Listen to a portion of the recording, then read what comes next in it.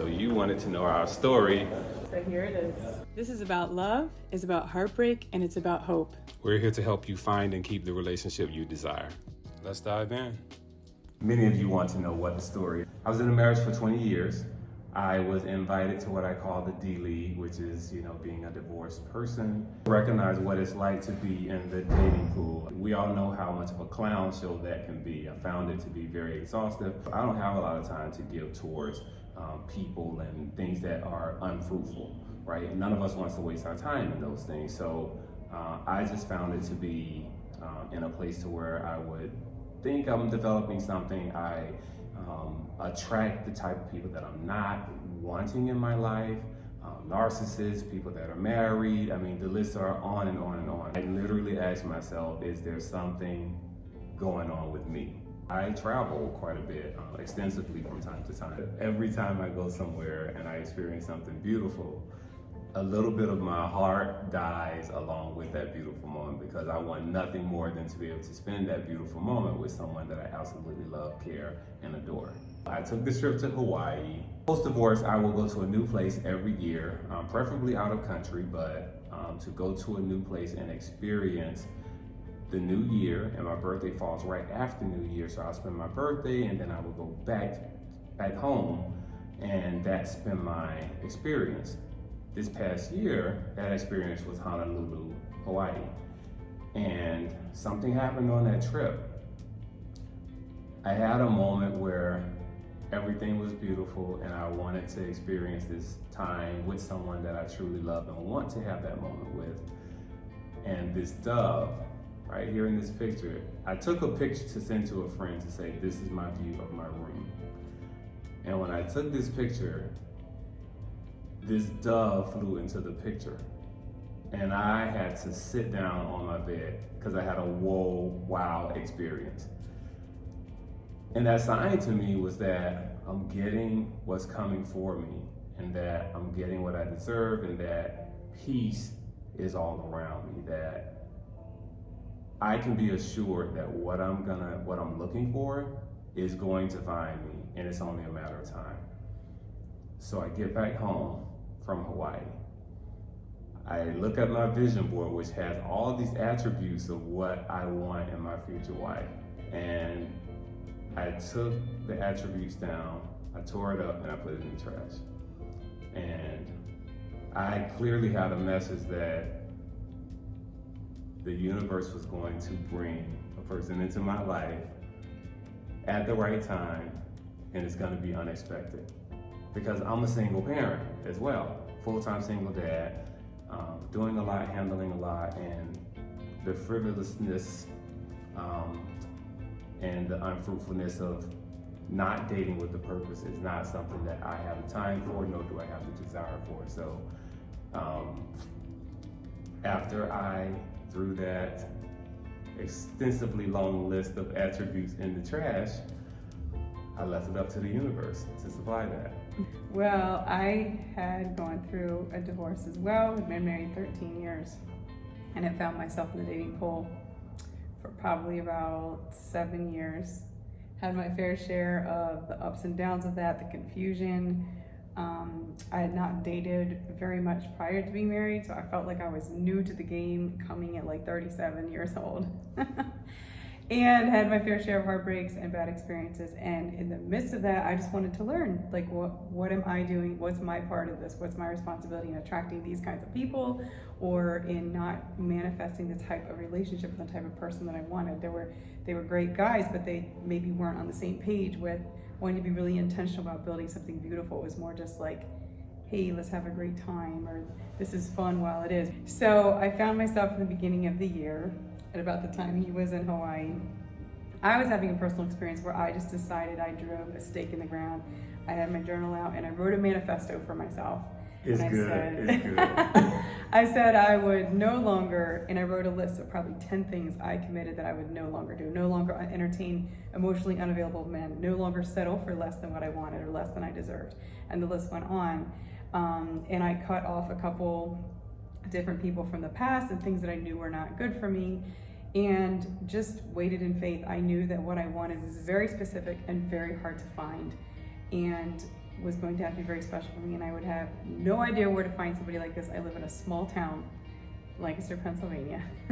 Wasn't gonna be there. And so I just committed to trust, and one thing that I also committed to do was to start praying for this man that I hadn't met yet. He didn't have a face, but I could connect with who he was. You know you saw this face. In my dreams. And just send him, like, wherever he is, bless him.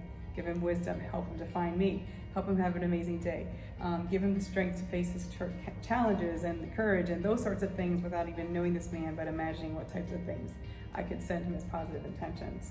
So for some time, I got on Bumble, and I lasted on there about 5 days. A whole 5 days. It was too overwhelming, and I was not really seeing what I wanted there. And so, but before I got off, I did see this guy, and he had his Instagram handle linked to his profile. So I just made sure that I looked him up, followed him before I checked out of the Bumble app. She checked me out. I checked him out. And then what happened, babe? She sends me a subtle message on my stories, right? To this post that I had on my page, the hoodie on, hugging myself, right? And so she sends a little laughing emoji. I say, yeah, the way my life is set up. And she's like, by the way, I met you on Bumble. I was like, oh, well, why did you tell me that? So I said, oh, by the way, here's my main Instagram. She met me over there, and we started conversing. And we started having these super immediate, deep conversations via voice message exchange. And from what I knew of her and what I heard and experienced with her, I just wanted more. I was getting ready to go on these walks, right? Because part of my health and wellness is going outside, being in nature, going on walks. So I said, I want to invite you somewhere, and I would love it if you go on a walk with me. And hold my hand. And hold my hand. Yeah, I did. This Southern gentleman invited me on a walk. I sent her my number. I said, call me. She's like, when do you want me to call? And I was like, now. And so I did. Immediately, the first time for like an hour and a half. I mean, I'm on a walk, and I'm starting to walk circles on my routine walk because I'm just enjoying this conversation. I was also hungry, right? So I said, look, I am absolutely loving this conversation. Is it okay with you if I get off the phone really quickly, grab a bite to eat, check on the kids, and I'll call you right back? She's like, oh yeah, of course, like, absolutely. And then we talked for like 5 hours. It was like 2 a.m. Yeah, the first night, right? I really feel like we were beginning to get addicted to each other's soul. It was more so like the attributes and the depth of the conversations. Like, I want to say that we went ocean deep, like really fast. Mm-hmm. I think we were both ready for each other. We had both worked on ourselves. We both knew what we wanted. We both had asked the universe for the gift of each other, and we both had the same intentionality coming into it. So when that moment hit, it did not take much time at all for us to know exactly where we wanted each other to be in our lives. So we wanted to share our story because I know when I rewind myself back to the point where I was single, having gone through heartbreak and having felt at times like there wasn't hope, like after so many failed experiences or painful experiences, you start to question, is something wrong with me? What am I doing wrong? Why do I keep having the same problem happen over and over again? Why am I still single? All those questions you wrestle with, and you start to lose hope. Maybe I'll be single forever. Maybe relationships aren't for me. Maybe I'm not relationship material, those types of things.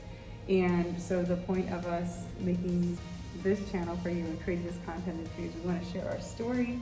So it brings hope and inspiration. We want to share the things we did to prepare ourselves for each other, and then the things we learned from our painful experiences, how to heal from them, how to make yourself better, how to be intentional about asking for and getting clarity on what you want in a relationship and in a person. So I want to leave you with a challenge today.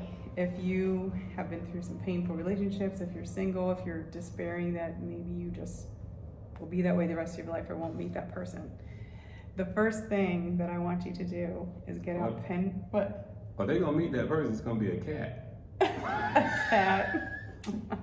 2 cats. If they don't 'Cause one's change, not no, enough. I'm telling you, if you don't change, you're gonna have a cat, a house full of cats. So get out a pen and paper, and the first thing I want you to do is to write a list, A, of all the characteristics and qualities that you would like this person is going to come into your life, and B, to write a list of your deal breakers, what you will no longer tolerate. B is just as important as A, because I guarantee you've been through some painful things and you may have attracted a couple different people with these same characteristics. Why do I always attract guys that are not truthful? Or why do I always attract guys that don't put in effort or emotionally unavailable? That goes on the list of what you will no longer tolerate. The reason this exercise is so important, this is something we both did before we met each other that it helped you know when that person comes in the picture, because you're starting to hone in and tune into who that person is, and you'll recognize them when they're there. You're going through that negotiation phase or state, trying to think, should I move on? Should I put this behind me? Or even when you put it behind you, you typically just want something that's easy and familiar. And I've been in that place of accepting things that I know I should not accept.